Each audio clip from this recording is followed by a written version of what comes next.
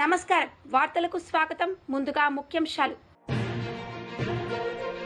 Delimitation JSC కమిటీలో పాల్గొన్న CM Revanth Reddy తమ వాటా దక్కించుకునేందుకు ఐక్యంగా పోరాడవలసిన అవసరం ఉందని పిలుపు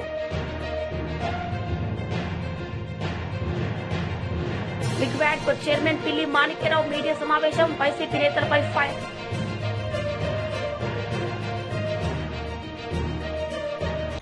లోక్సభ నియోజకవర్గాల పునర్విభజన విషయంలో దక్షిణాది రాష్ట్రాలు రాజకీయ పార్టీలు విభేదాలను పక్కన పెట్టి తమ వాటా దక్కించుకునేందుకు ఐక్యంగా పోరాడవలసిన అవసరం ఉందని ముఖ్యమంత్రి రేవంత్ రెడ్డి పిలుపునిచ్చారు. పునర్విభజన ప్రక్రియపై రాష్ట్ర శాసనసభలో త్వరలోనే తీర్మానం ఆమోదిస్తామని అదే తరహాలో మిగతా రాష్ట్రాలు చేయాలని విజ్ఞప్తి చేశారు. Telangana 42 paisa, Kerala is 49 paisa. But when Bihar pays rupees 1 rupees tax, it gets 6 rupees 6 paisa. Uttar Pradesh gets rupees 2 rupees 3 paisa. Madhya Pradesh gets 1 rupee 73 paisa. We are one country. We respect it. But we cannot accept this proposed delimitation because of it will politically limit us. It will punish us for being performing states. We have to stop BJP for implementing any unfair delimitation.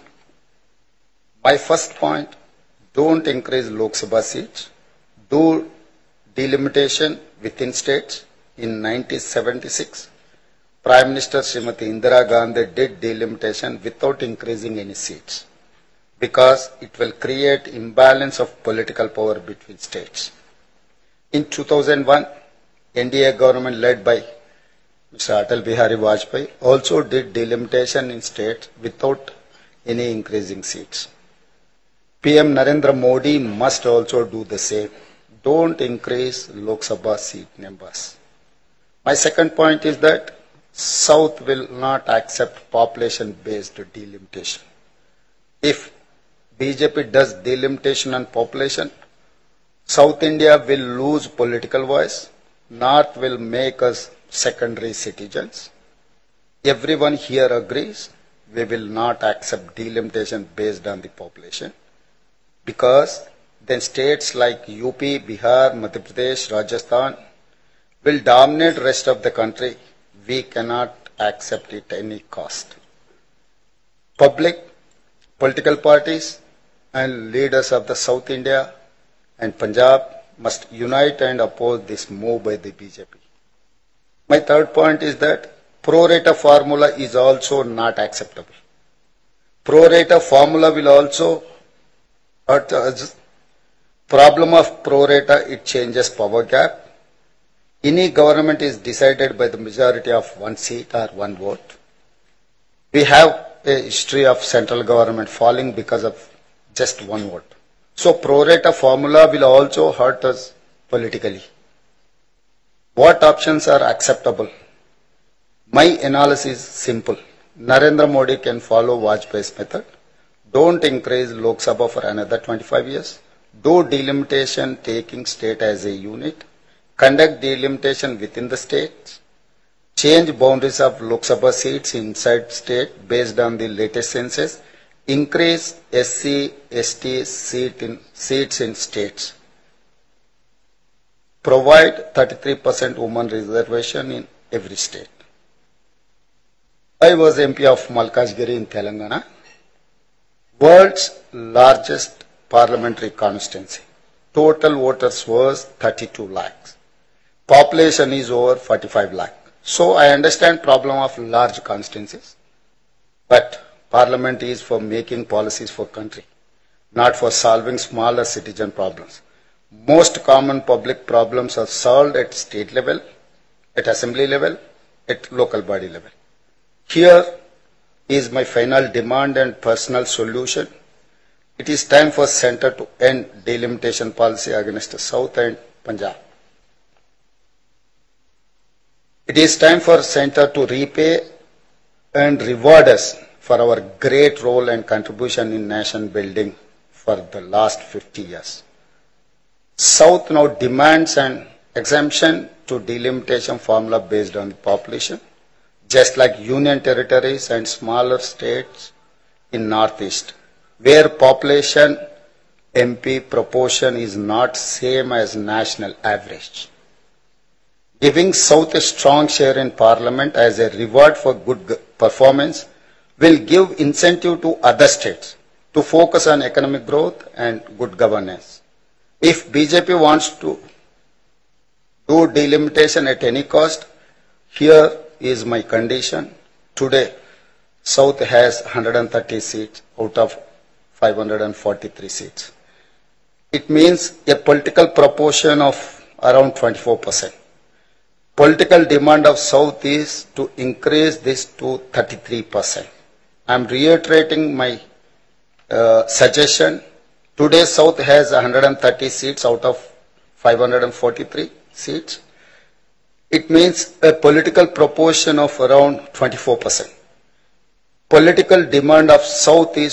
Liquid chairman Manikya Rao media సమావేశం ఈ సందర్భంగా ఆయన మాట్లాడారు.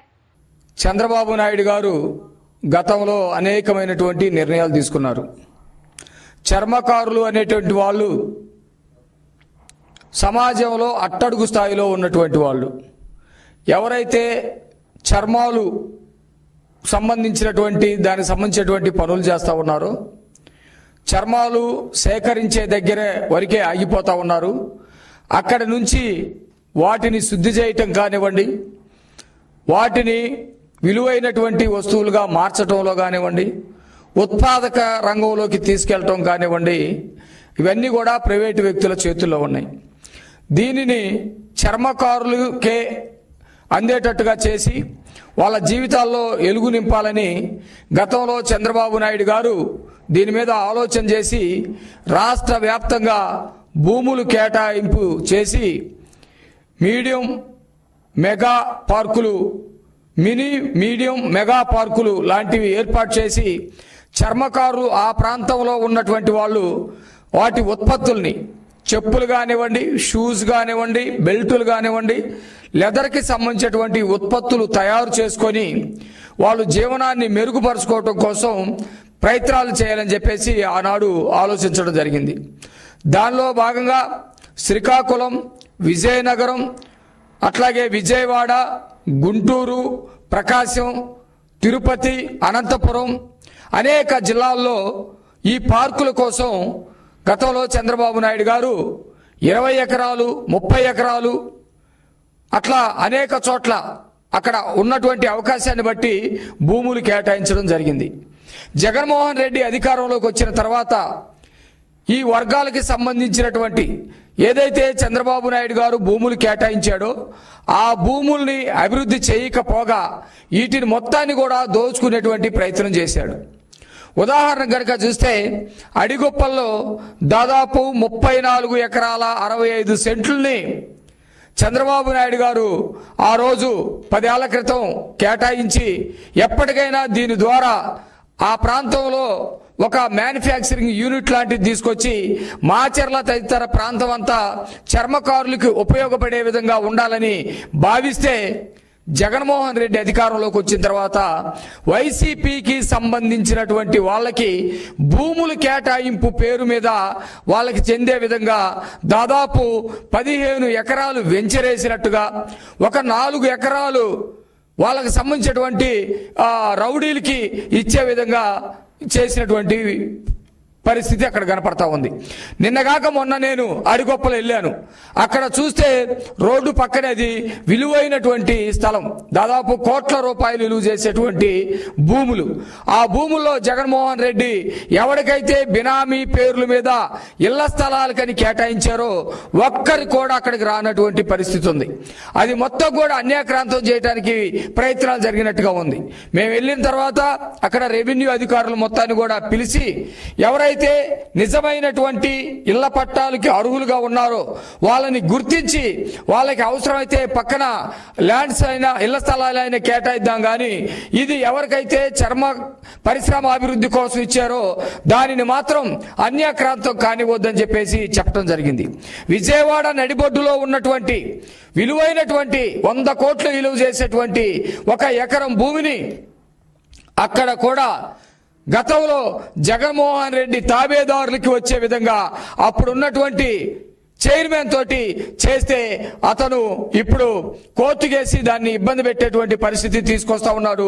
తప్పుడు పద్ధతిలో వెళ్ళేటువంటి వాళ్ళ మీద క్రిమినల్ చర్యలు తీసుకోవడానికి కూడా మేము వెనకాడతలేదు. ఇప్పుడు మా ముందు 2 ప్రధానమైనటువంటి లక్ష్యాలు ఉన్నాయి. ఒకటి, ఈ వర్గాల కోసం చంద్రబాబు నాయుడు గారు ఆనాడు ఏ ఉద్దేశంతో అయితే ఈ వర్గాల అభివృద్ధి కోసం భూములు కేటాయించారో ఆ భూములు మొత్తం కూడా.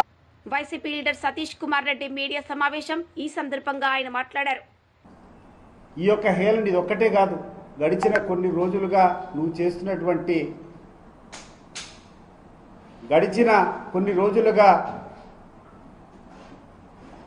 నీ యొక్క వ్యవహార శైలిని ప్రశ్నించదలుచుకున్నా. మామూలుగా భారతదేశంలో ఆడవాళ్ళను చాలా గౌరవంతో మనం అందరం కూడా చూసుకుంటాం. బస్సుల్లో ఎక్కడ ప్రయాణం చేసినా ఆడవాళ్ళు ఎక్కడైనా నిలబడుకొని ఉంటే ఆడవాళ్ళని కూర్చోబెట్టాలని చెప్పేసి వాళ్ళకి సీట్లు కేటాయించి మగవాళ్ళు నిలబడుకునేటువంటి స్థానం. అటువంటి ఆడవారిలో ఆడతనం పక్కన పెట్టి నిస్సిగ్గుగా తొడగొట్టి నా కొడకల్లారా అని చెప్పి మాట్లాడినటువంటి వ్యక్తిని ఎమ్మెల్సీగా ఇవ్వడము అంటే ఏ రకమైనటువంటి సందేశాన్ని నువ్వు పంపించాలనుకున్నావు చంద్రబాబు నాయుడు? నెంబర్ 1, నువ్వు క్లారిటీ ఇవ్వు. హుందాతనం గురించి మాట్లాడినప్పుడు దీనికి నువ్వు సమాధానం ఇవ్వు. ఏ అర్హత ఉండి గ్రీష్మ అని చెప్పేసి ఒక అమ్మాయి తొడగొట్టి నా కొడకల్లారా బస్సుల్లోంచి లాగి కొడతానని చెప్పినటువంటి వ్యక్తిని నువ్వు ఎమ్మెల్సీ ఇచ్చినప్పుడు నీ యొక్క సంస్కృతి ఏంది? నువ్వు ఆ అమ్మాయికి ఎందుకు నువ్వు ఎమ్మెల్సీ ఇచ్చినావు ఒకసారి చెప్పుకోవాల్సినటువంటి బాధ్యత చంద్రబాబు నాయుడు గారికి ఉంది. మరి ఈ ప్రాంతంలోనే అనేక మంది నాయకులు ఉన్నారు. 3 సార్లు 4 సార్లు 5 సార్లు శాసనసభ్యులు అయినటువంటి వాళ్ళు ఉన్నారు. అత్యధికంగా చదువుకున్నటువంటి క్వాలిఫికేషన్స్ ఉన్నటువంటి వ్యక్తులు ఉన్నారు. వాళ్ళందరినీ పక్కన పెట్టి మొట్టమొదటిసారి ఎమ్మెల్యే అయినటువంటి వ్యక్తిని కేవలం పోలీసులు జీపులు కాల్చినటువంటి వ్యక్తికి పోలీసుల మీద పడి రౌడీయిజం చేసి పోలీస్ వాహనాలను తగలబెట్టినటువంటి వ్యక్తిని ఎవరైతే 2 నెలలు 3 నెలలు బెయిల్ తీసుకున్న దానికి పరారైనాడో పోలీసులు వెహికల్ కాల్చినటువంటి వ్యక్తిని మంత్రి పదవి ఇవ్వడం ద్వారా నువ్వు ఏ రకమైనటువంటి మెసేజ్ ఇవ్వాలనుకున్నావు చంద్రబాబు నాయుడు? ఇది చెప్పు ముందు. నీ యొక్క నక్క వినయాలు పక్కన పెట్టి ఈ రాష్ట్రానికి నీ యొక్క అసలు రంగు ఈరోజు చూపించు. ఈ 2 ప్రశ్నలకు సమాధానం చెప్పమని చెప్పి నేను ఈరోజు చంద్రబాబు నాయుడు పవన్ కళ్యాణ్ అడుగుతున్నా. ఏమిటి సంస్కృతి? ప్రతిసారి కూర్చుంటావు, మాకు సంస్కృతి లేదంటావు. వైఎస్ఆర్సీపీ అంటే దౌర్జన్యకారులు అంటావు, అక్రమార్కులు అంటావు, అవినీతి పరులు అంటావు. అసలు మాకు ఎటువంటి పద్ధతి తెలియదంటావు. ఈ 2 కారణాలు నువ్వు చెప్తే తర్వాత ఈ రాష్ట్ర ప్రజలంతా నువ్వు ఏందో నీ గురించి చెప్తారు. ఈరోజు పొద్దున 3 గంటలకు మా పులివెందుల నియోజకవర్గం నుంచి పవన్ కుమార్ అనేటువంటి ఒక వ్యక్తిని తీసుకొని పోలీసులు తీసుకొని పోయినారు. కారణం ఏంటంటే హత్య అనేటువంటి సినిమాల్లో కొన్ని సంఘటనలు ఈ యొక్క పవన్ కుమార్ అనేటువంటి వ్యక్తి వాళ్ళ యొక్క ప్రచార మాధ్యమాల్లో అంటే సోషల్ మీడియాలో సర్క్యులేట్ చేశారనేటువంటి నెపంతో అతన్ని తీసుకొని పోయినారు. నేను అడుగుతున్నాను పోలీసు వారిని, ఏం తప్పు చేశాడయ్యా పవన్ కుమారు? ఒక సినిమా తీశారు, ఆ సినిమా సెన్సార్ సర్టిఫికేట్ అయిపోయింది, సెన్సార్ సర్టిఫికేట్ ఇచ్చారు. సెన్సార్ సర్టిఫికేట్ ఇచ్చారంటే దాంట్లో తప్పు లేనట్టే కదా. ఒక సినిమాలో ఉన్నటువంటి క్లిప్పింగ్లు నువ్వు సర్క్యులేట్ చేస్తే వివేకానంద రెడ్డిని హత్య చేసినటువంటి దాంట్లో ప్రధానంగా ఉన్నటువంటి నిందితుడు పోలీస్ స్టేషన్కి పోయి ఫిర్యాదు ఇచ్చినాడని చెప్పి ఆయన కుటుంబ సభ్యులను ఆయన తల్లిలో ఏదో అగౌరవపరిచినట్టు దాంట్లో ఉన్నాయని చెప్పి మాట్లాడితే పవన్ కుమార్ అని చెప్పి ఒక అబ్బాయిని తీసుకొని పోయి ఈరోజు స్టేషన్లో పెట్టారు. ఇప్పటికి కూడా స్టేషన్లో ఉన్నాడు ఆయన. నేను అడుగుతున్నాను పోలీసులు, ఈ ప్రభుత్వాన్ని, ఏం తప్పు చేశాడు పవన్ కుమార్? అసెంబ్లీలో మాజీ మంత్రి ఎమ్మెల్యే హరీష్ రావు పాల్గొన్నారు. సందర్భంగా ఆయన ప్రసంగించారు. ప్రధానంగా ట్రాన్స్పోర్ట్ లో అధ్యక్ష, కాంగ్రెస్ పార్టీ ఎన్నికల మేనిఫెస్టోలో వారు ఒక 4-5 హామీలు ఇచ్చారు అధ్యక్ష. దాంట్లో ఏ ఒక్క హామీ మీద కూడా ఇంతవరకు అమలు కాలేదు. కనీసం ఆ ప్రయత్నం కూడా ప్రారంభం కాకపోవడం కొంత బాధ కలిగిస్తా ఉంది. ముఖ్యంగా మొట్టమొదటిది ఆర్టీసీ కార్మికులను ప్రభుత్వంలో విలీన ప్రక్రియ చేసి 2 పీఆర్సీ బకాయిలు వెంటనే చెల్లిస్తాము. ఇది కాంగ్రెస్ పార్టీ మేనిఫెస్టోలో మొదటి హామీ. వచ్చే పీఆర్సీ పరిధిలోకి ఆర్టీసీ కార్మికులను తెస్తాము. మూడవది రాష్ట్ర ప్రభుత్వ ఉద్యోగులతో సమానంగా వసతులు సదుపాయాలు కల్పిస్తాము. 4వ హామీ ఆర్టీసీలో యూనియన్ పునరుద్ధరిస్తాము. సరే, ఈ మాటలు నమ్మి కార్మికులంతా కూడా మీకు ఓట్లేశారు, మీ ప్రభుత్వం అధికారంలో రావడానికి ప్రయత్నం చేశారు. నేను కొత్త ఏం చెప్తలేను, మీ మేనిఫెస్టోలో చెప్పిన విషయాలే చెప్తున్నాను. ఇందులో ఏ ఒక్కటన్నా అమలు చేశారా? కనీసం అమలుకు సంబంధించిన కార్యాచరణ ఏమైనా ప్రారంభమైందా? ఎప్పటిలోగా చేస్తారో గౌరవనీయులైనటువంటి మంత్రి గారు చెప్పాలని చెప్పి మీ ద్వారా వారిని కోరుతా ఉన్నాను. మా ప్రభుత్వం ఉన్నప్పుడే ఈ ఆర్టీసీని ప్రభుత్వ ఉద్యోగులుగా పరిగణిస్తూ ఆ రోజు మేము నోటిఫికేషన్ ఇచ్చాం. దురదృష్టవశాత్తు అప్పుడున్న గవర్నర్ గారు సహకరించకపోవడం, చాలా రోజులు ఫైల్ పెట్టుకోవడం, అంతలో ఎలక్షన్ నోటిఫికేషన్ రావడంతో ఉత్తర్వులు ఇచ్చాం, జీవో ఇచ్చాం, కానీ అమలు డేట్ను ప్రకటిస్తూ దాన్ని మరి చేయలేకపోయాం మేము. సార్, మరి మీరు ఎప్పటి నుంచి చేస్తారు?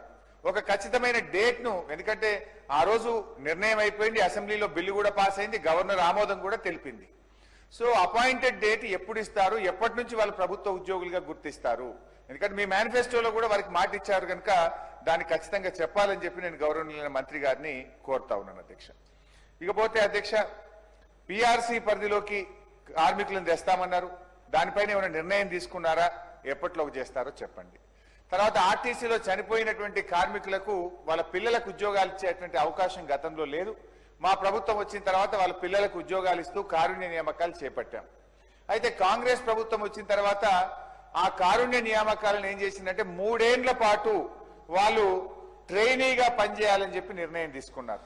ఆ రోజు మేమేమో ఈ ట్రైనీ అనేటువంటిది వద్దు, కన్సాలిడేటెడ్ పే వద్దు, మొదటి రోజే పర్మనెంట్ ఉద్యోగాలని ఇవ్వాలని చెప్పి బీఆర్ఎస్ ప్రభుత్వం నిర్ణయం తీసుకుంటే వాళ్ళని 3 ఏళ్ల పాటు వెట్టి చాకరీ చేసుకునే విధంగా ఆ కార్మికుల పిల్లల్ని ఈరోజు ట్రైనీగా కన్సాలిడేటెడ్ పే మీద చేయిస్తా ఉన్నారు. దయచేసి దాన్ని పునఃపరిశీలించి వారందరినీ కూడా పర్మనెంట్ చేయాలని చెప్పి మీ ద్వారా గౌరవనీయులైన మంత్రి గారిని మేము కోరుతా ఉన్నాం అధ్యక్ష. ఇకపోతే అధ్యక్ష, ఆధునీకరణ అని చెప్పి ఈ మధ్య ఎలక్ట్రిక్ బస్సులు తెస్తా ఉన్నారు. బీజేపీ శాసనసభాపక్ష నేత Nirmal, BJP MLA Aleti Maheshwar Reddy assembly సమావేశాల్లో పాల్గొన్నారు. ఈ సందర్భంగా ఆయన ప్రసంగించారు. అంటే ప్రజా ప్రయోజనాలు ధ్యేయం అంటే హామీల కోసం నిధులు కేటాయించకపోవడమే వారు చెప్పినటువంటి ధ్యేయం అని చెప్పేసి మరి అనుమానాలు వస్తా ఉన్నాయి అధ్యక్ష. కాంగ్రెస్ అభయాస్తం 6 గ్యారంటీల కార్డులు పథకాలకు నిధులు కేటాయింపు లేవి. మహాలక్ష్మి మహిళలకు నెలకు 2,500 సాయం గాని, రైతు భరోసాలని 3 హామీలకు సరిపోయిన నిధులు లేవు. ఇందులో మహిళలకు ఇప్పటి వరకు ఇవ్వలేదు. ఇప్పుడు కేటాయించిన నిధులు సరిపోవు. యువ వికాసం విద్యార్థులకు 5 లక్షల విద్యా భరోసా కార్డులు నిధులు లేవు. చేయుత పెన్షన్ పెంపుకు నిధులు లేవు. ఈ గ్యారంటీ కార్డుల హామీలు కాకుండా ఇంకా నిరుద్యోగ భృతి, 10 పంటలకు బోనస్, అంబేద్కర్ అభయాస్తం వంటి పథకాలు వరుసలో 2వ బడ్జెట్ లో కూడా నిధులు కేటాయించకపోవడం, ఇదంతా చూస్తుంటే ఇది మోసపూరిత బడ్జెట్, మరి ప్రజల్ని మోసం చేయడం కాదని చెప్పి మేము ప్రశ్నిస్తున్నాం అధ్యక్ష. ప్రభుత్వ పథకాలకు మంగళం పాడాలనుకుంటా ఉన్నారు. ఎందుకంటే మంగళవారం ఎప్పుడు వస్తానో ఎదురు చూసేటువంటి భట్టి గారు ఎప్పుడు మంగళవారం వస్తే ఆ రోజు మరి బాండ్లను అమ్ముకోవడానికి చేసేటువంటి మరి ఆలోచన ఇచ్చినటువంటి పథకాల విషయంలో ఎందుకు వారు ఆలోచన చేయడం లేదని చెప్పి మాత్రం మేము ప్రశ్నిస్తున్నాం అధ్యక్ష. 2వ అంశంలో అధ్యక్ష, పారదర్శకత, జవాబుదారీతనం అంటే అప్పుల వివరాలు వెల్లడించకపోవడమేనా అధ్యక్ష? ఇదేనా మీ జవాబుదారీతనం అంటే? మీరు చాలా స్పష్టంగా మీరు ఇచ్చినటువంటి బడ్జెట్ లో చెప్పారు మా ప్రభుత్వం జవాబుదారీతనం అని. బడ్జెట్ ప్రసంగంలో మొదటి పేరాలో 2 పదమే పారదర్శకత, జవాబుదారీతనం అని చెప్పారు. అంటే అప్పులు ఎంత మేరకు చేశారో, వేటి కోసం చేశారో, బడ్జెట్ అప్పులు ఎన్ని, బడ్జెటేతర అప్పులు ఎన్ని, మరి కార్పొరేషన్ ద్వారా ఎన్ని వడ్డీలు తెచ్చారు, ఎన్ని అప్పులు తెచ్చారు, ఎంత వడ్డీకి తెచ్చారన్న అంశాలు ఎక్కడ మీరు చెప్పకపోవడం చాలా బాధాకరంగా ఉంది అధ్యక్ష. అంతేకాదు అధ్యక్ష, జవాబుదారీతనం అంటే నిధులు ఏ రకంగా సమకూరుస్తారు? ప్రభుత్వం భూముల్ని, యూనివర్సిటీ భూముల్ని అమ్మడం ద్వారా, ప్రజలచే లిక్కర్ ని మరింత తాగించడం ద్వారా, లేకుంటే లిక్కర్, పెట్రోల్, డీజిల్ అమ్మకాలపై సేల్స్ ట్యాక్స్ పెంచడం ద్వారా ఏ రకంగా నిధులు సమకూరుస్తారో ప్రజానీకానికి చెప్పాల్సిన అవసరం ఉందని చెప్పి తెలియజేస్తా ఉన్నా అధ్యక్ష. రెవెన్యూ వ్యయంలో మూలధనం వ్యయం 16% అంటే బడ్జెట్ సమపాలన ఎట్లయితుంది అధ్యక్ష? బడ్జెట్ లో చాలా స్పష్టంగా సమతుల్యం ఏర్పాటు చేస్తాం, సమపాలన చెప్పారు కదా అధ్యక్ష. ఈ రోజు రెవెన్యూ వ్యయంలో 2,26,982 కోట్లు చూపిస్తా ఉన్నారు. మూలధన వ్యయం అంటే క్యాపిటల్ ఎక్స్పెండిచర్ అధ్యక్ష 36,504 కోట్లే చూపిస్తా ఉన్నారు. అంటే కనీసం మొత్తం బడ్జెట్ లో 12% అయితే మూలధనం మీరు చెప్పినటువంటి రెవెన్యూ ఎక్స్పెండిచర్ లో ఇది 16%. మరి 16% కూడా మీరు కేటాయించకుండా సమతుల్యం అంటా ఉన్నారు. ఏ రకంగా సమతుల్యం అవుతుందో మీరు ప్రజానీకానికి చెప్పాల్సిన అవసరం ఉంది అధ్యక్ష. ఈ సభకు కూడా చెప్పాల్సిన అవసరం ఉంది అధ్యక్ష. అరకొర ప్రణాళిక వ్యయాన్ని కేటాయింపులు చేసి సంక్షేమంలో సమతుల్యం అని చెప్పి సమానంగా అభివృద్ధి అని చెప్పి మీరు తప్పుడు మరి రకంగా ఈ రోజు పేర్కొనడం చాలా బాధాకరంగా ఉంది అధ్యక్ష. కేవలం ఇది అబద్ధాల బడ్జెట్ గా అన్ని అబద్ధాలతో నింపినటువంటి బడ్జెట్ గానే ఇది ప్రసంగం పూర్తిగా నడిచింది తప్ప ఎక్కడ కూడా సమతుల్యం లేదు అధ్యక్ష అని చెప్పి నేను తెలియజేస్తా ఉన్నాను అధ్యక్ష. అంతేకాకుండా అరకొర నిధులతో అభివృద్ధి ఎలా అవుతుందో ఒకసారి మరి సభకు తెలియాల్సిన అవసరం ఉంది అధ్యక్ష. ఎందుకంటే మీరు కేవలం మూలధనం క్యాపిటల్ ఎక్స్పెండిచర్ కి 36,000 కోట్లు కేటాయించి అభివృద్ధి చేస్తామంటే ఏ రకంగా అభివృద్ధి చేస్తారో మరి నిజంగా కూడా మీరు చెప్పినట్టుగా మరి ఇంత రెవెన్యూ వస్తుందా అంటే మీరు గత బడ్జెట్ ఒకసారి 2023-24 తీసుకున్నా 24-25 తీసుకున్నా మరి ఏ రకంగా తగ్గిందో మీకు తెలుసు. 30,000 కోట్లు ఈసారి 60,000 కోట్లు గతంలో తగ్గినప్పుడు మీరు ఏ రకంగా మరి మూలధనాన్ని కూడా మరి క్యాపిటల్ ఎక్స్పెండిచర్ ని కూడా స్పెండ్ చేస్తారో మరి సభకు తెలియజేయాల్సిన అవసరం ఉంది అధ్యక్ష. ఏ రాష్ట్రంలో అయినా అభివృద్ధి సంక్షేమం సమపాలనలు ఉంటేనే సమగ్ర ప్రగతి సాధ్యమవుతుంది అధ్యక్ష. అందుకే బ్యాలెన్స్ బడ్జెట్ అంటే రెవెన్యూ వ్యయం మూలధన వ్యయం సమానంగా ఉండాలి. కానీ ఇక్కడ సమానత్వం లేకుండా 16% మాత్రమే మీరు క్యాపిటల్ ఎక్స్పెండిచర్ పెట్టి ఈ రకంగా మీరు మోసం చేయడం కాదని చెప్పి నేను తెలియజేస్తా ఉన్నాను అధ్యక్ష. ఈ రకంగా ఎట్లా ఉందంటే గత బీఆర్ఎస్ పాలనలో రాష్ట్రం అధోగతి పాలైంది కాబట్టి మేము కూడా అదే బాటలో నడుస్తాం. రాజుగారి గుర్రం రాను రాను గాడిదైంది అన్నట్టుగా ఉన్నది అధ్యక్ష మీ పరిస్థితి. మీరు ఇంకా సంక్షోభంలో తీసుకెళ్లే ప్రయత్నం చేస్తా ఉన్నారు. గతంలో ఉన్నటువంటి అప్పులను ఇంకా అప్పుల కుప్పగా మార్చి సంక్షోభం దిశగా ఈ రాష్ట్రాన్ని తీసుకెళ్లే దిశగా మీరు వెళ్తా ఉన్నారు. ఎందుకంటే మీరు గత 15 నెలల్లో మీరు తీసుకొచ్చినటువంటి అప్పులు మన ముఖ్యమంత్రి గారు చెప్పారు 1,58,000 కోట్లని. మరి మొన్న మంగళవారం రోజు మళ్ళీ 5,000 కోట్లు తెచ్చినట్టుగా మరి మాకు సమాచారం ఉన్నది. అంటే 1,63,000 కోట్ల అప్పు తీసుకొచ్చారంటే మరి ఏ రకంగా మీరు ఈ రాష్ట్రాన్ని ముందుకు తీసుకెళ్తా ఉన్నారో ఏ రకంగా ఈ రాష్ట్రాన్ని మరి రాను రాను బీఆర్ఎస్ బాటలో నడుపుతా ఉన్నారో చాలా. మాజీ మంత్రి కేటీఆర్ మీడియా సమావేశం నిర్వహించారు. ఈ సందర్భంగా ఆయన మాట్లాడారు. If it were to perform in a truly federal spirit, they should be encouraging high-performing states. Telangana today, we are only 2.8% of India in terms of population, but we contribute to 5.2% of India's GDP. So we are literally punching double our weight. But if you are going to reduce our number from 17 to whatever is being proposed in a pro rata basis or whatever other logical, pretext the government of India is going to come forward with, that certainly will be justice. Let me also remind the union government that this is not an imbalance, but it is a fundamental inequity. Because political and fiscal centralization, is not going to help India emerge a superpower. If India truly has to break its shackles and become an economic superpower, a cultural superpower, a social superpower by 2047, 100 years after completion of independence, then I do believe that we have to remember one simple thing: stronger the states, stronger the country. Cooperative federalism should be the order of the day, not coercive federalism. Cooperative federalism will make India a superpower, not coercive federalism. The union government should play the role of a big brother. The union government should play the role of a big brother, not become the big boss, dictating and making progressive states regret their progress. Let me also quickly say that if we do not speak now, some people are questioning why now, the process has not begun, etc. Unless you start championing the cause of the underdog, which in this case will be South India, I think we'll be doing a great disservice to our future generations. History will not forgive us if we don't speak up now. This is the time to speak, because discrimination against South Indian states is not new. Both national parties have done that in the past. I'm not going to elaborate on that. But now this seems to be adding insult to the injury.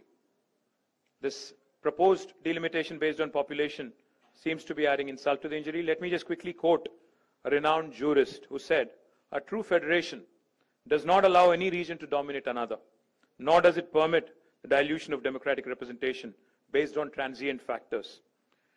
You know, if we don't approach this delimitation exercise cautiously, with caution, this could impact India's federal balance. I am an Indian. I love this country, and I truly cherish every minute of being an Indian. But I also do feel that a strong country, like I said, should also mean voice for the oppressed, voice for the marginalized, voice for everybody, irrespective of whether you're from Manipur or from Uttar Pradesh, irrespective of the size of the population in your respective state.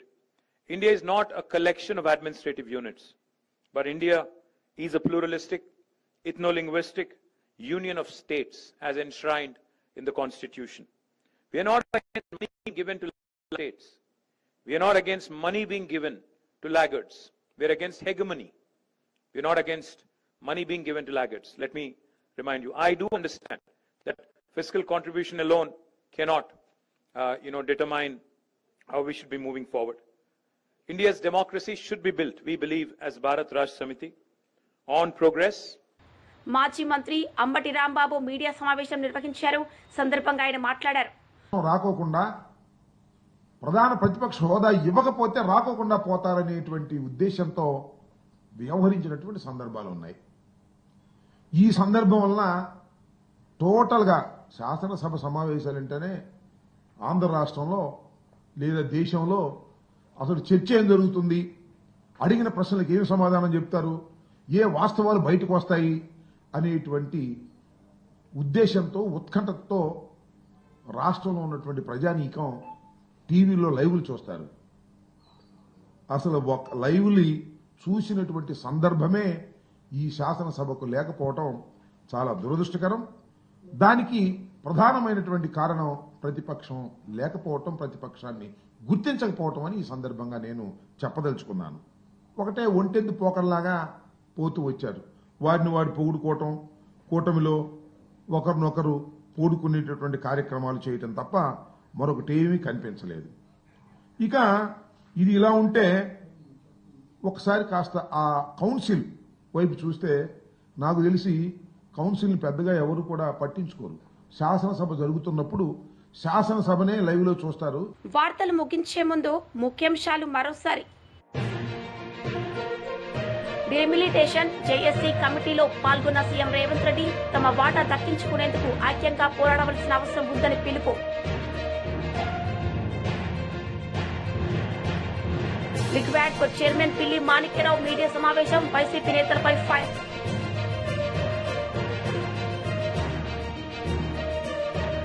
ఈ వార్తలు ఇంతటితో సమాప్తం. తిరిగి ప్రసారమయ్యే వార్తల్లో మళ్లీ కలుద్దాం. అంతవరకు సెలవు. నమస్తే.